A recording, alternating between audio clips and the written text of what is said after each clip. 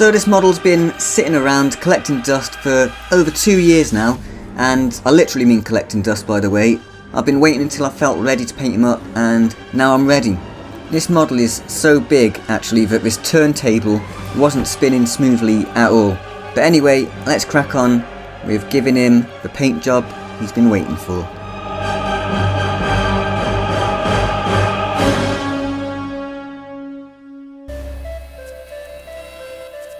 So we're going to start with his flesh with a base coat of angel green, a wash of strong tone, a dry brush of army green, and then to top it all off, a highlight of necrotic flesh. As you can see, I've finally upgraded to using a wet palette. This thing is a game changer, I really love it. Not just because it keeps my paints hydrated for up to 48 hours, but also because I can simply discard the sheet afterwards, which saves cleanup.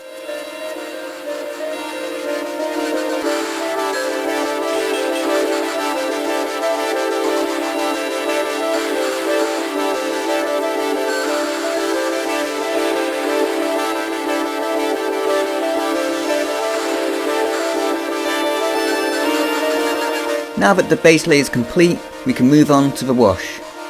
I chose strong tone because I felt like that would give the best contrast. Dark tone would have made it too high contrast, and soft tone just wouldn't have been enough.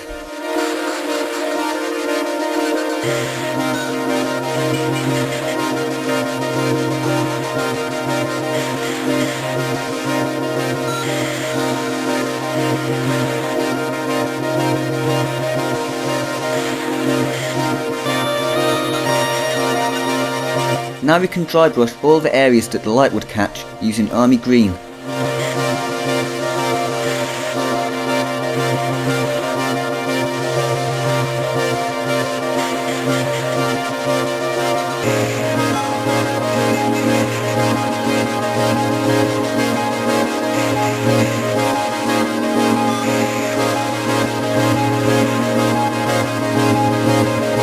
And now we're going to do some highlights using necrotic flesh.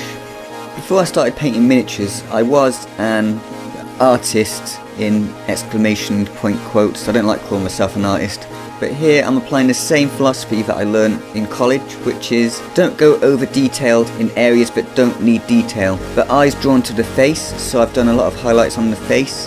And I think his stomach is also very eye-catching, so I've done some highlights there too.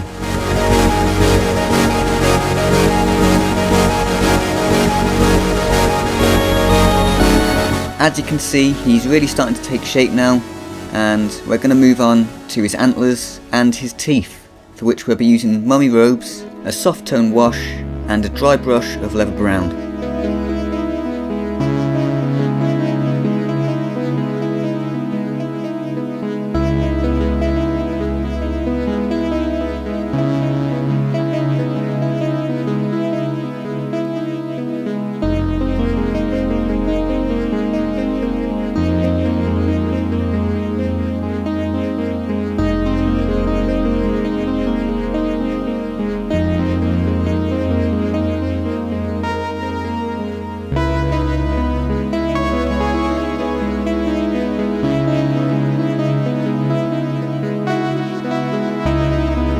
Pass, old dwarf!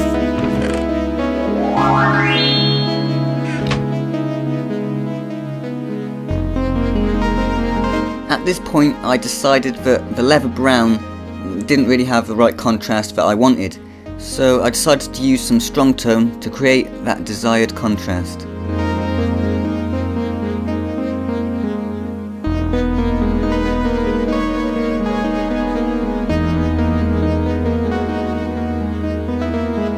It took me a couple of layers to get this effect, but I think it looks much better now. And so let's move on to adding a bit more colour into his lips, those little tentacly bits, and his guts, using Crusted Sewer and Grimoire Purple.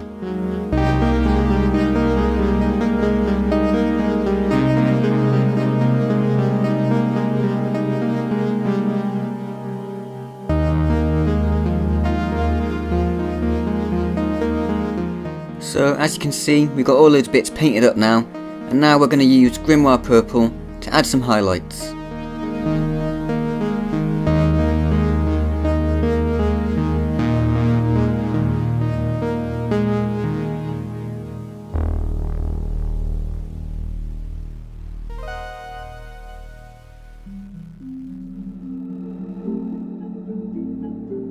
Now we're going to do something I should have done earlier really, and that is his eyes. This is going to take a bit of precision, but hey, you know what they say, if a lion's in the forest, wake him up. Well, I don't think they do say that actually, but I just kind of made it up. I'm trying to make my own saying. But anyway, we put his eyes on, and he's looking so evil right now that even my girlfriend is afraid.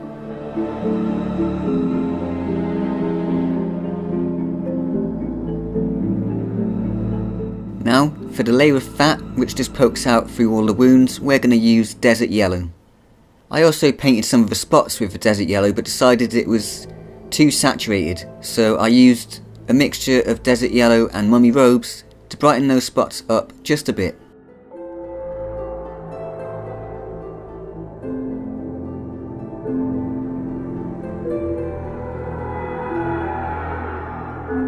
Before brightening those spots up though, I applied a wash of soft tone over everything I had just done.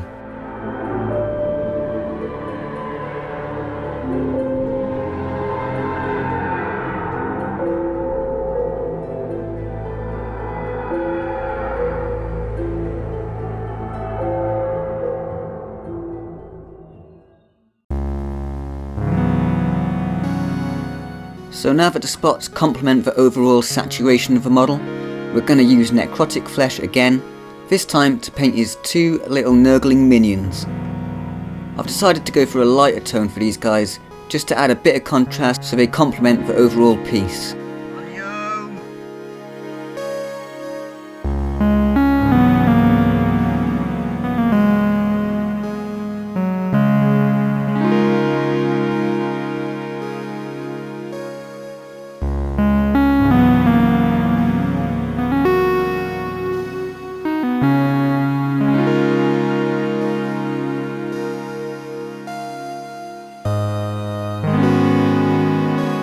As you may have noticed, I also painted the horns of these little guys, their teeth and their eyes, and the guy on the top, I did his tongue too. Not the perfect paint job, but it doesn't have to be really. You can kind of get away with the sloppy stuff on Nurgle things, and also remember what I said about focus and detail.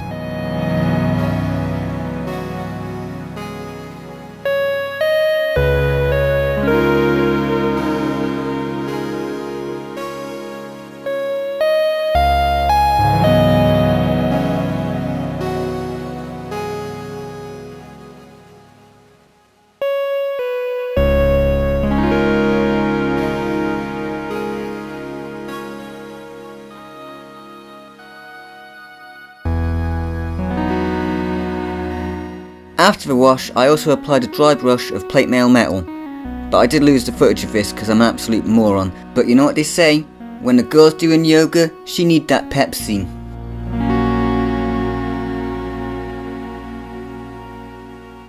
Seeing as these skulls at the bottom looked very artificial, I decided to do a simple dry brush of plate mail metal. They kind of give me a Terminator vibe, to be honest. What do you think? Let me know in the comments below. For now though, let's work on his mud flaps. For this, we're going to use leather brown. I did paint the chainmail before, but again, I lost the clips. But you know what they say? The man who smells like trash smokes the best hash.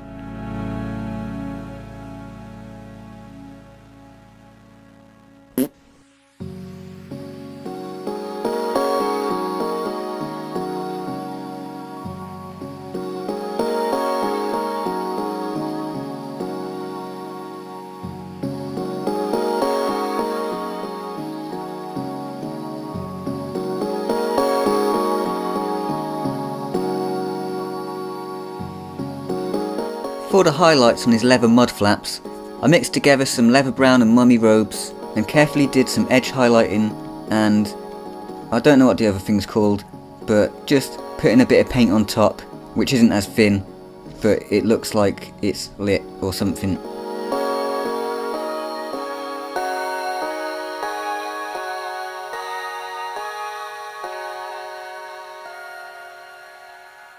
Now we can move on to this badass sword. I've been really excited to paint this part actually. And all we're going to use is plate mail metal, weapon bronze and a wash of dark tone. First we're going to dry brush our plate mail metal to make the sword look like it's made of dirty old ass iron. Being careful of course not to get it on any of the rest of the model.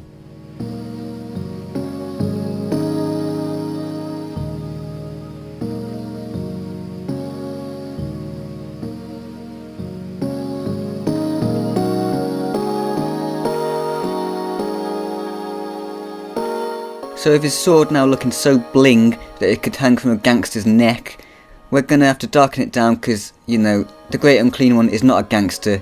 He's a filthy bugger who hangs around trash cans eating leftovers and probably smells of piss.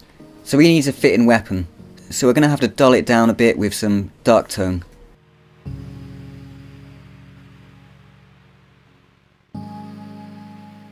And finally, because you know what, I've decided he is a little bit of a gangster, we're going to bling him back up a little bit by dry brushing all of the bronze parts of his sword.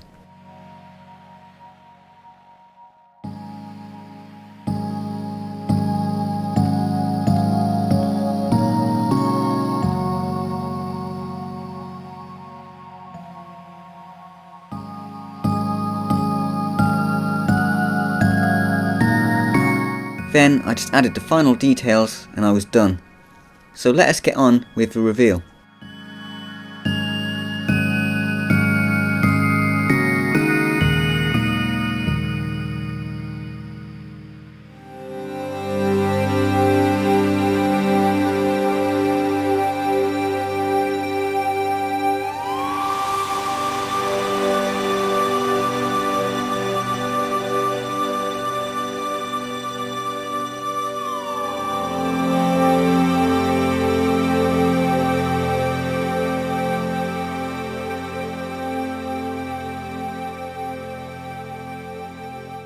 So there we go, the Great Unclean One.